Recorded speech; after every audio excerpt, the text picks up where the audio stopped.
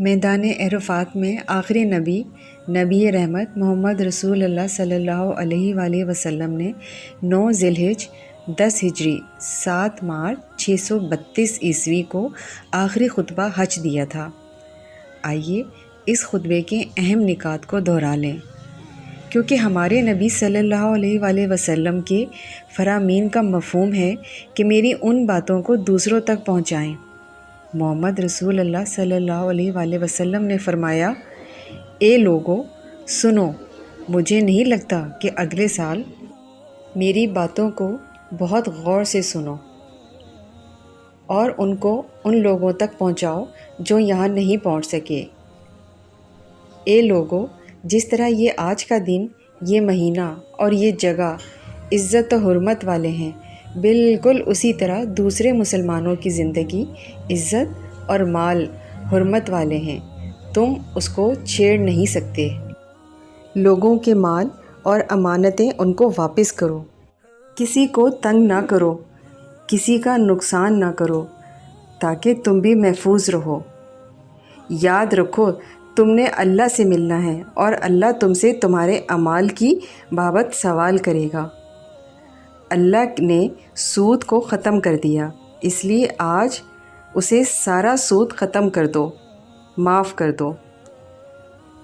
تم عورتوں پر حق رکھتے ہو اور وہ تم پر حق رکھتی ہیں۔ جب وہ اپنے حقوق پورے کر رہی ہیں تو تم ان کی ساری ذمہ داریاں پوری کرو۔ عورتوں کے بارے میں نرمی کا رویہ قائم رکھو، کیونکہ وہ تمہاری شراکت دار اور بے لوث خدمت گزار رہتی ہیں۔ کبھی زنا کے قریب بھی مت جانا۔ اے لوگو، میری بات غور سے سنو، صرف اللہ کی عبادت کرو، 5 فرض نمازیں پوری رکھو، رمضان کے روزے رکھو، زکوٰۃ ادا کرتے رہو، اگر استطاعت ہو تو حج کرو۔ ہر مسلمان دوسرے مسلمان کا بھائی ہے، تم سب اللہ کی نظر میں برابر ہو، برتری صرف تقوی کی وجہ سے ہے۔ یاد رکھو تم ایک دن اللہ کے سامنے اپنے اعمال کے جواب دہی کے لیے حاضر ہونا ہے۔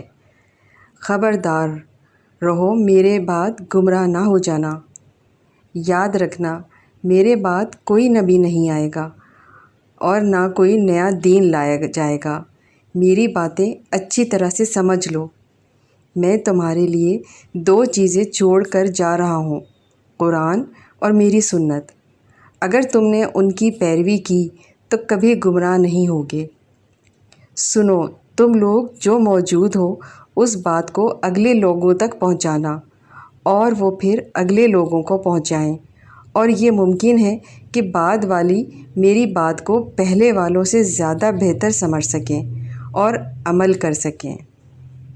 پھر آپ نے آسمان کی طرف چہرہ اٹھایا اور کہا، اے اللہ، گواہ رہنا میں نے تیرا پیغام تیرے لوگوں تک پہنچا دیا ہے۔ نوٹ: اللہ ہمیں ان لوگوں میں شامل کرے جو اس پیغام کو سنیں، پڑھیں اور اس پر عمل کرنے والے اور اس کو آگے پھیلانے والے بنیں۔ اللہ ہم سب کو اس دنیا میں نبی رحمت کی محبت اور سنت عطا کرے اور آخرت میں جنت الفردوس میں اپنے نبی کے ساتھ اکٹھا کرے۔ آمین۔